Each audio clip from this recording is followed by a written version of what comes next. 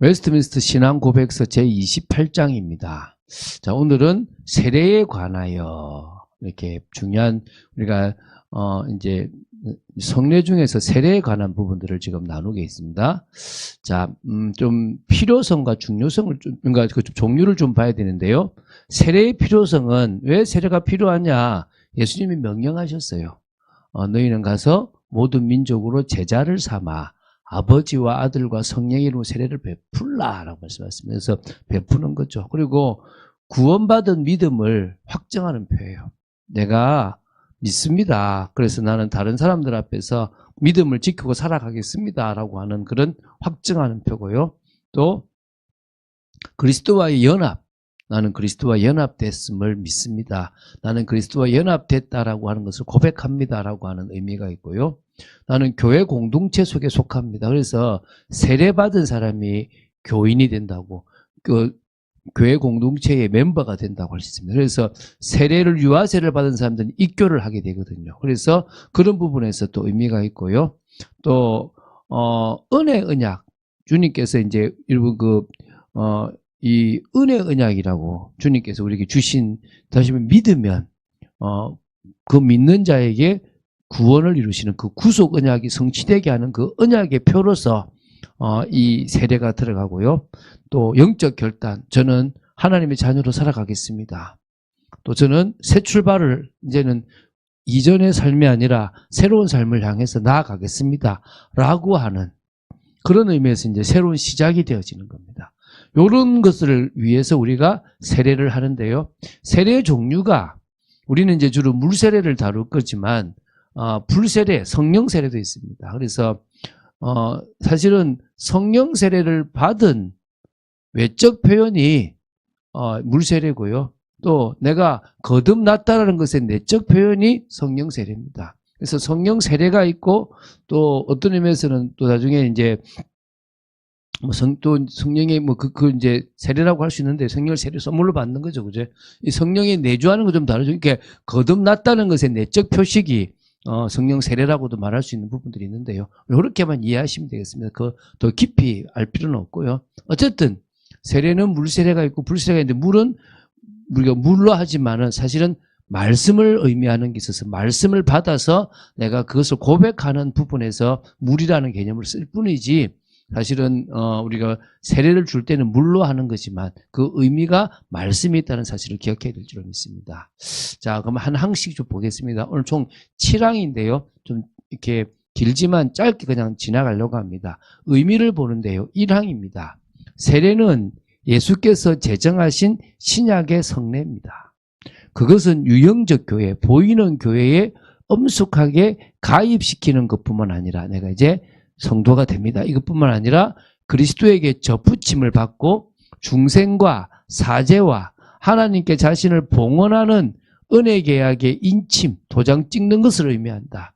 이 성례는 세상 끝날까지 교회 안에서 집행될 것이다. 계속되는 거죠. 그래서 마가복음 16장 16절에 보면은 믿고 세례를 받는 사람은 구원을 얻을 것이고 믿지 않는 사람은 정죄를 받는다 그랬습니다. 감사하죠. 우리가 구원을 받는 게요. 로마서 4장 11절에는 그가 할례의 표를 받은 것은 무할례시의 믿음으로 된 의를 인친 것이니 이는 무할례자로서 믿는 모든 자의 조상이 되어 그들도 의로 여기심을 얻게 하려 합니다. 그러니까 내가 할례의 표를 받는 것, 내가 이렇게 할례를 행하는 것은 무할례시에 믿었던 것을 인치는 거다. 도장 찍는 거다. 내가 표현하는 거다. 우리가 이제 예를 들면 혼인신고를 하면 부부지만 내가 부부라는 것을 사람들에게 알리기 위해서 결혼식을 하지 않습니까? 세례가 그런 거라고 생각하시면 되는 거죠. 디도서 3장 5절에는요. 우리를 구원하시되 우리가 행한 바 의로운 행위로 말미암지 아니하고 오직 그의 긍휼하심을 따라 중생의 씻음과 성령의 새롭게 하심으로 하셨나니. 결국은 구원은 중생의 씻음과 성령의 새롭게 하심인데 이것이 중생과 사제란 말입니다. 그 사제를 이제 표현하는 거, 내가 받았습니다라고 다른 사람들 앞에 선포하는 게 세례라고 생각하시면 되죠. 사도행전 2장 38절에는 베드로가 이르되 너희가 회개하여 각각 예수 그리스도의 이름으로 세례를 받고 죄사함을 받으라. 그리하면 성령을 선물로 받으리라. 이걸 성령 세례라고 보는 사람도 이제 있는데 사실은 이거는 구원을 하는 게 아니라 구원받은 사람이 성령을 선물로 받는 특별하게 하나님이 그걸 통해서 능력으로 임해 주시는 거라고 보시면 되겠죠. 자, 그런 의미에서 세례의 정의와 의미인데요. 정의는 예수님께서 제정하신 신약의 성례입니다. 믿는 자에게 주신 구원의 표라고 볼 수 있죠. 그럼 세례의 의미는 그리스도께 속함입니다. 다시 말하면 그러니까 교회에 속함, 공동체에 가입하는 거고요. 그리스도와의 연합, 접붙임을 말하고요. 중생과 제사함, 사제의 표라고 보시면 되고요. 하나님께 헌신, 자신을 봉헌하는, 그래서 세례 받을 때 나를 드립니다가 되는 거예요. 그래서 우리가 믿음을 할 때요, 내가 나를 드리는 거지 나가 받겠다 생각하면 안 되는 거예요. 제가 남을 만날 때 저 사람 내한테 뭘 도와줄까, 내가 뭘 얻을까가 아니라 내가 저 사람 뭘 도와주지, 저 사람에게 필요한 게 뭘까 이렇게 생각하는 거예요. 상대방이 그것을 알든 모르든 저는 누구를 만날 때마다 나는 저 사람에게 뭘 도와줄까 이거잖아요. 근데 우리가 사실은 예수님을 믿겠다는 것은 나는 하나님께 나를 드립니다. 부족한 이것을 주님 받아주십시오 라고 하는 개념이 세례의 의미가 있는 겁니다. 자, 세례의 성격은요, 은혜 언약, 구속 언약과 은혜 언약이 있다면 구속 언약은 성부 하나님과 성자 하나님 사이에 맺어진 언약이고 은혜 언약은 삼위일체 하나님과 우리 사이에 맺어진 언약입니다. 모르시는 분은 저한테 말씀하시면 제가 좀 설명을 더 해드리겠습니다. 결국은 예수님의 피를 믿는 사람에 한해서 주님이 그 구원을 이루시는 그겁니다. 그것을 확증하는 게 이 세례인 겁니다. 나는 은혜 언약을 받았습니다 라고 하는 것을 확증하는 게 이제 세례인 거죠. 그래서 하나님이 약속하신 거고요. 우리는 그걸 믿음으로 받는 겁니다. 성경에 믿으면 내가 구원을 주겠다고 약속하신 것을 우리는 믿는 거죠. 세례의 지속성, 세례는요 일시적인 제도가 아니고요 세상 끝날까지 계속됩니다. 주님 오실 때까지 계속 세례를 주는, 믿겠다라고 고백하는 일들이 일어나죠. 한 명이라도 남아있으면 주님은 안 오십니다. 그걸 다 찾으시고 오시는 거죠. 그죠? 이제 2항과 3항인데요 방법과 침수, 그 문제에 대한 부분인데요. 2항을 먼저 보면요. 성례에서 사용하는 외적 요소는 물이다. 사실 우리가 물 세례에서 핵심은 말씀을 받는 거지만 그것을 외적 요소로 볼 때는 물입니다. 합법적으로 안수를 받은 목사가 이 물로서 성부와 성자와 성령의 이름으로 세례를 베풀 것이다. 그래서 내가 하나님의 자녀된 누구누구에게 성부와 성자와 성령의 이름으로 세례를 주노라 이렇게 얘기하거든요. 그렇게 세례를 주는 겁니다. 세례 사망은요, 세례 받을 사람을 반드시 물 속에 잠기게 할 필요는 없다. 이건 침례거든요. 완전 물 속에 들어가게 할 필요는 없다. 그럼 그렇게 많이 했죠. 그게 꼭 해야 된다는 개념은 아니라는 거예요. 다만 바른 방법은, 올바른 방법은 세례 받는 사람의 머리 위에 물을 붓든지 뿌려서 베푸는 것이 합당한 방법이다. 들어가도 되고, 들어갈 수 있으면 들어가고, 못 들어간데 물을 부어도 되고, 아니면 얹어도 되고, 그게 굳이 물에 들어가야만 된다라는 개념은 아니라는 거예요. 그래서 마태복음 3장 10절 2항을 먼저 보면요. 나는 너희로 회개하게 하기 위하여 물로 세례를 베풀거니와 내 뒤에 오시는 이는 나보다 능력이 많으시니 나는 그의 신을 들기도 감당하지 못하겠노라. 그는 성령과 불로 너희에게 세례를 베푸실 것이요. 그랬습니다. 내가 지금 말씀을 받은 너희들에게 말씀을 받았다는 증거로 물을 준다. 그러나 너희들이 믿으면 진짜 나중에 성령을 선물로 받게 되는 거다. 이렇게 얘기하는 거죠. 요한복음 1장 33절 나도 그를 알지 못했으나 나를 보내어 물로 세례를 베풀라 하신 그이가 나에게 말씀하시되 성령이 내려서 누구 위에든지 머무는 그를 보거든 그가 곧 성령으로 세례를 베푸는 이인 줄 알라 하셨기에 그분이 예수님인 거죠. 마태복음 28장 19절에 그러므로 너희는 가서 모든 민족을 제자로 삼아 아버지와 아들과 성령의 이름으로 세례를 베풀고 라고 얘기했습니다. 고린도전서 10장 2절에 모세에게 속하여 다 구름과 바다에서 세례를 받고, 사실은 홍해를 지날 때 세례를 받은 거예요. 잠겼다는 개념이죠. 근데 벽이었잖아요. 물속에 들어간 것도 아니잖아요. 그렇죠? 사도행전 10장 47절에 이에 베드로가 이르되 이 사람들이 우리와 같이 성령을 받았으니 누가 능히 물로 세례 베품을 금하리요. 침례 베품을 금하리요. 금할 필요는 없다는 거죠. 그죠? 자, 사망에 있는 히브리서 9장 10절에는요.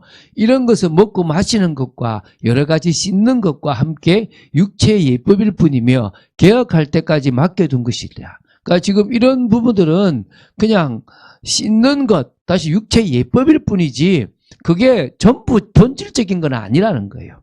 사도행전 2장 41절에 그 말을 받은 사람들은 세례를 받음에 이날의 신도의 수가 3천이나 하더라. 예수님을 믿어서 내가 이제는 교회에 가입하겠습니다라고 하는 사람이 3,000명이나 하더라는 거예요. 고린도전서 10장 2절에 모세에게 속하여 다 구름과 바다에서 세례를 받고라고 돼 있죠. 그죠? 맞죠? 그죠? 제가 지금, 잠시만요. 예. 제가 이게 하나를 저쪽에 잘못했네. 그죠? 예, 이게 사도행전 10장 47절을 해야 되는데 이게 지금 제가 위에 섞여가지고 저게 말 못한 걸 했다. 밑 좀 섞여버렸다. 그죠? 예, 일단 넘어가겠습니다. 자, 마가복음 7장 4절에 또 시장에서 돌아와서도 물을 뿌리지 아니하고서는 먹지 아니하며 그 외에도 여러 가지를 지키어 오는 것이 있으니 잔과 주발과 녹그릇을 씻음이더라. 그래서 물을 뿌리지 않고서는 먹지 않는다. 세례받지 않고 이게 씻지 않고서는 안 먹는다 이 말이겠죠. 그죠? 그런 의미가 있는 거죠. 자, 그래서 씻는다라는 개념이 있다고 보시면 됩니다. 자, 어쨌든 자, 세례의 방법입니다. 세례의 방법은 외적 요소가 물입니다. 물로 하는 거예요. 그래서 여러분 그 성전에는 물두멍이 있었어요. 바다가 있는데 씻는다는 개념이 그래서 뭐 이렇게 해서 씻는다는 개념이 정결하게 한다라는 개념이 있는 거예요. 우리를 정결하게 하는 방법 중에 하나가 씻는 거예요. 그래서 구약에 없던 방법으로 세례 요한이 세례를 베푸는데 침례를 베풀었죠. 물속에 푹 들어가게 해서 어떻게 죽었다라는 개념과 정결케 한다라는 개념이 들어있었죠. 그럼 세례를 베푸는 방법은 합법적으로 세움을 받은 목사가 세례를 베풉니다. 그래서 침례를 하든 또 뭐 이렇게 머리에 손을 얹든 물을 붓든지 한다는 겁니다. 세례의 방식은 가장 중요한 요소인데요. 성부와 성자와 성령의 이름이죠. 삼위 하나님의 이름으로 시행하는 겁니다. 자, 세례의 침수 문제가 있는데요. 반드시 물속에 잠겨야 하는가? 아니다. 그럴 필요가 없다. 그래서 올바른 물세례 방법으로는 침례법, 몸 전체를 물속에 잠그는 방법이 있고요. 그래서 저도 한번 침례를 받고 싶은 마음이 사실 있었어요. 그러니까 침례라는 것도 괜찮겠다 생각이 들었거든요. 그래서 다음에 한번 우리가 성지순례를 가면 요단강에서 한번 씻는 것도 괜찮겠다. 물속에 한번 들어갔다 나오는 것도 괜찮겠다 생각도 들어요. 관수법이 있습니다. 물을 길어 머리 위에 붓는 겁니다. 이렇게 부은. 살수법은 물을 손에 찍어서 이마에 뿌리죠. 지금 우리는 그렇게 그냥 이렇게 되는 살수법하고 비슷한 거죠. 핵심은요, 정결과 중생의 확신인 거예요. 이게 중요한 거지. 다른 거는 사실은 의미가 없던. 그래서 물세례는 말씀을 상징하는 거지 물을 의미하는 건 아닙니다. 물이 뭔가를 변화시키는 건 아닙니다. 자, 우리 4항 5항인데요. 그 세례의 대상과 세례와 구원의 어떤 관계를 좀 설명하는 겁니다. 자, 4항입니다. 세례는 그리스도를 실제로 믿고 순종할 것을 공적으로 고백하는 성도들뿐만 아니라 부모가 다 믿거나 한편만 믿는 자의 유아라도 세례를 받을 수 있다. 그렇죠? 그럼 세례를 받는 조건이 이제 일반인도 믿으면 되고 아이도 되죠. 그렇죠? 근데 그건 부모의 신앙이 이제 유아 세례, 그러니까 세례가 뭔가 구원을 확증하는 건 아니에요. 제가 이렇게 참 아쉬웠던 것이 뭐냐면 어떤 분이 참 말은 못했지만 그때도 새가족 수료를 받으니까 뭔가 구원받았다 같대요. 저건 아닌데 말은 못하겠더라고요. 근데 결국 안 믿어요. 그런 외적인 건 아무 의미가 사실은 없거든요. 자, 5번입니다. 세례를 모독하거나 무시하는 것은 큰 죄악이다. 주님이 명령하셨는데 무시하면 안 되죠. 그러나 세례를 받지 않았다고 해서 그 사람이 중생한 사람이 아니라든지 또 세례를 받은 사람은 모두 중생했다고 말할 수 없다. 세례를 그러니까 받지 않아도 중생한 사람이 있고 세례를 받았어도 외적으로만 믿지 진짜 하나님 앞에 택함받지 못한 사람, 구원받지 못한 사람도 있다는 겁니다. 그렇다고 해서 세례와 구원이 불가분의 관계에 있는 것은 아니다. 이게 뗄 수 없는 관계는 아니라는 겁니다. 그러니까 그냥 외적 표현이지. 그렇잖아요. 혼인신고만 하면 되지. 결혼식 굳이 해야 되는 건 아니잖아요. 우리가 남들에게 축하를 받기 위해서, 확증하기 위해서 결혼식을 하는 거지. 결혼식은 아무 사실은 의미가 없는 겁니다. 자, 사도행전 9장 18절에 보면요. 즉시 사울의 눈에서 핏물 같은 것이 벗겨져 다시 보게 된지라 일어나 세례를 받고 믿겠다라고 고백한 거죠. 창세기 17장 7절에 내가 내 언약을 나와 너 및 내 대대 후손 사이에 세워서 영원한 언약을 삼고 너와 내 후손의 하나님이 되리라. 이게 지금 결국은 나뿐만 아니라 내 후대까지도 계속 하나님을 믿겠다라고 하는 언약을 삼는 거죠. 갈라디아 3장 9절에 그러므로 믿음으로 말미암는 자는 믿음이 있는 아브라함과 함께 복을 받느니라. 그 아브라함의 신앙을 이어받는 거죠. 골로새서 2장 11절 또 그 안에서 너희가 손으로 하지 아니한 할례를 받았으니 곧 육의 몸을 벗는 것이요 그리스도의 할례니라. 우리는 사실은 육신의 할례가 아니라 영적 할례인 것처럼 세례도 이 물로 세례를 받는 것보다는 성령께서 역사하시는 게 가장 중요하다고 보시면 됩니다. 자, 이 세례와 구원이죠. 누가복음 7장 30절에요. 바리새인과 율법 교사들은 그의 세례를 받지 아니하므로 그들 자신을 위한 하나님의 뜻을 저버리니라. 무시한 거죠. 무시하면 안 돼요. 그럼 결국은 하나님이 싫어하시는 거죠. 로마서 4장 11절에 그가 할례의 표를 받은 것은 무할례시의 믿음으로 된 의를 인친 것이니 이는 무할례자로서 믿는 모든 자의 조상이 되어 그들도 의로 이기심을 얻게 하려 하심이라. 그러니까 결국은 내가 할례 받기 전에 믿음을 가졌던 것을 할례를 통해서 확증할 뿐이라는 거죠. 인치는 거죠. 사도행전 10장 2절에 그가 경건하여 온 지방과 더불어 하나님을 경외하며 백성을 많이 구제하고 하나님께 항상 기도하더니 결국은 세례 안 받았는데도 하나님을 경외해서 하나님이 인정한 사람이 있는 거예요. 사도행전 8장 13절에 보면 시몬도 믿고 세례를 받은 후에 전심으로 빌립을 따라다니며 그 나타나는 표적과 큰 능력을 보고 놀라니라. 그런데 그가 굴욕을 당했을 때 공정한 재판도 받지 못하였으니 누가 그의 세대를 말하리요. 이게 지금 제가 볼 때 잘못됐는데 33절이 아니고 이게 이 시몬이 결국은 돈으로 살려고 해서 그 얘기인데요. 지금 제가 잘못 옮겨놓은 거거든요. 그런 부분들도 있다는 거죠. 그죠? 자, 그러면 봅시다. 세례를 받는 대상을 한번 정리해 볼게요. 사항입니다. 믿음을 고백한 성인. 이제 우리가 보통 만 14세 이상 이렇게 보는데요.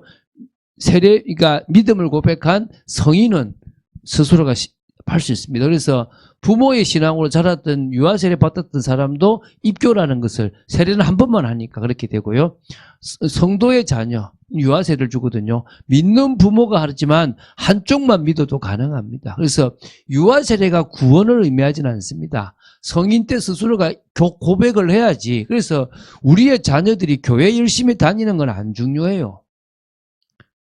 예배를 막 참석해야 되겠죠. 그렇죠? 학교 가듯이. 그게 중요한 의미를 심어야 돼요. 그러나 1대1로 하나님을 만나도록 도와야 돼요. 우리 자녀를 신앙으로 양육해서 1대1로 만나도록 도와야 되는 거예요.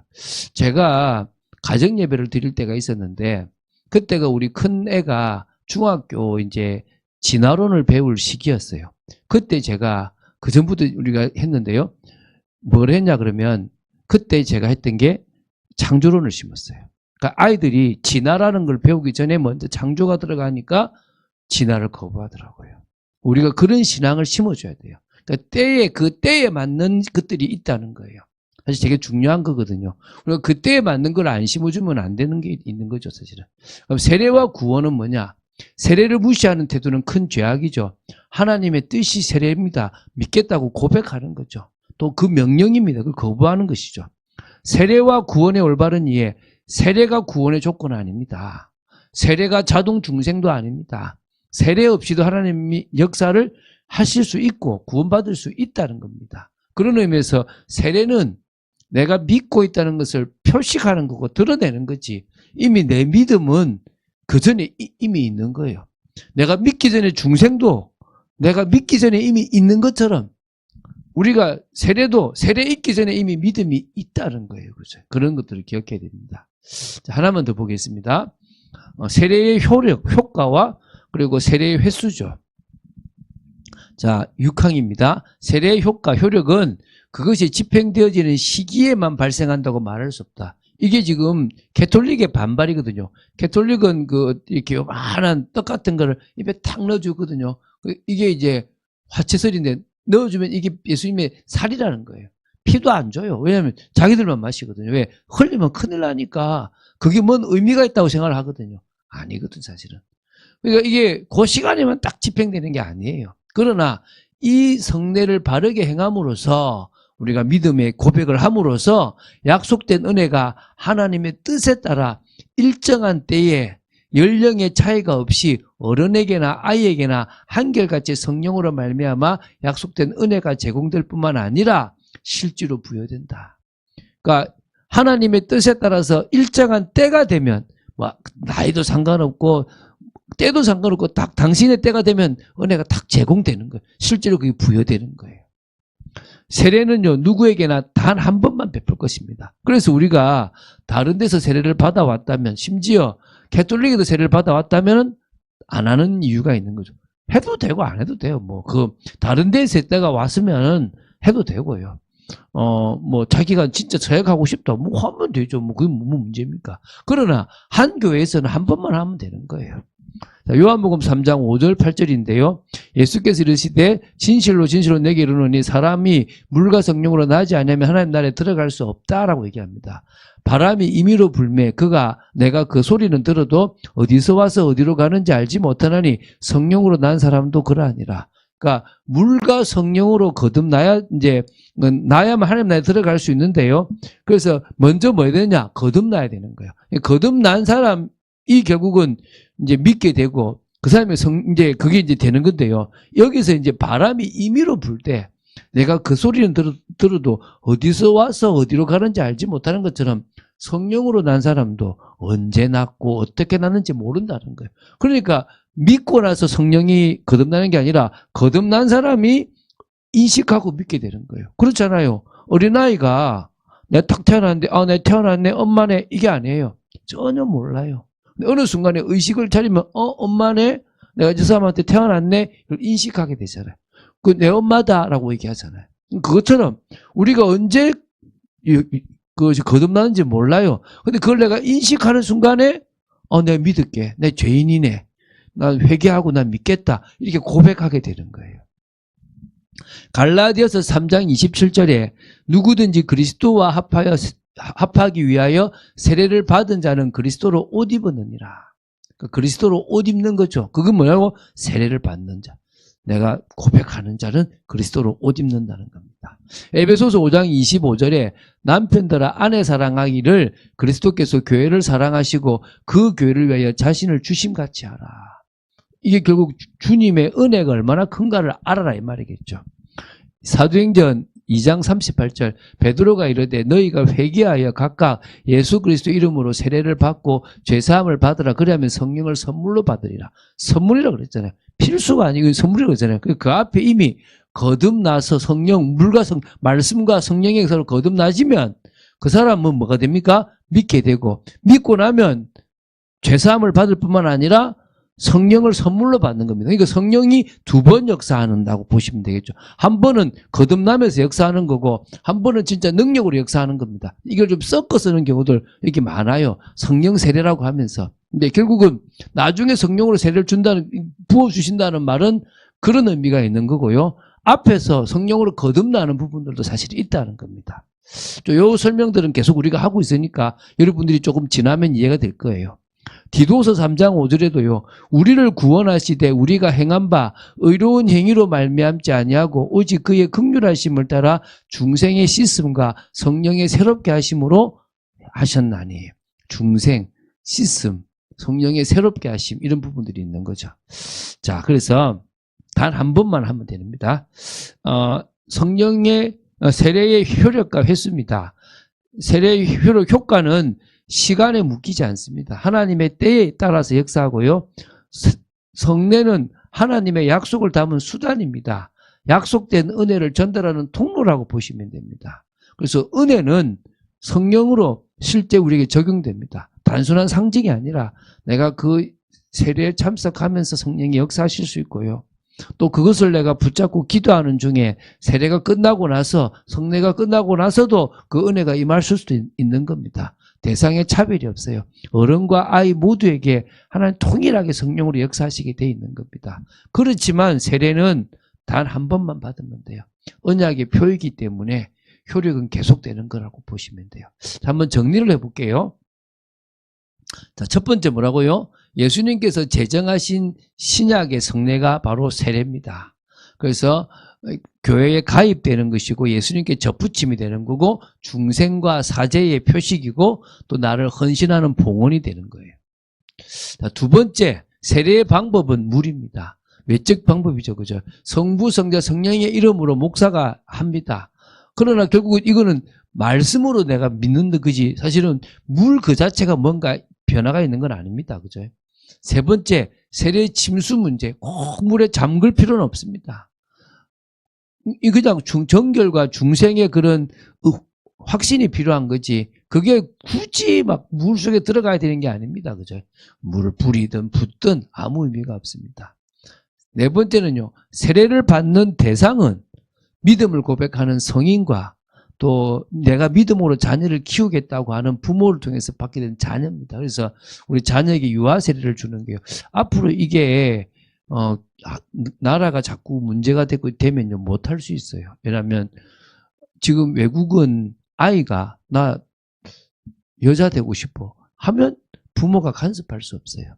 그러면 어떤 시대가 앞으로 올 거냐면 자녀의 신앙을 간섭할 수 없는 시대가 올 수 있어요. 자녀가 선택하게끔 놔두라고 해서 부모의 신앙 교육을 막을 경우가 생겨요. 심각할 수 있거든요. 그래서 우리는 지금 자녀들을 교육하는 일에 집중해야 됩니다. 이거 되게 심각한 문제입니다. 이게 그냥 의식적으로 뭐 괜찮겠지 이런 생각을 가지시면 안 됩니다. 다섯 번째, 세례와 구원. 중요하게 여겨야 되지만 세례 없이도 구원은 가능합니다. 세례를 중요하게 여기는 것은 당연하지만 세례 없이도 구원이 가능합니다. 여섯 번째, 세례의 효과는요, 시간에 묶이지 않습니다.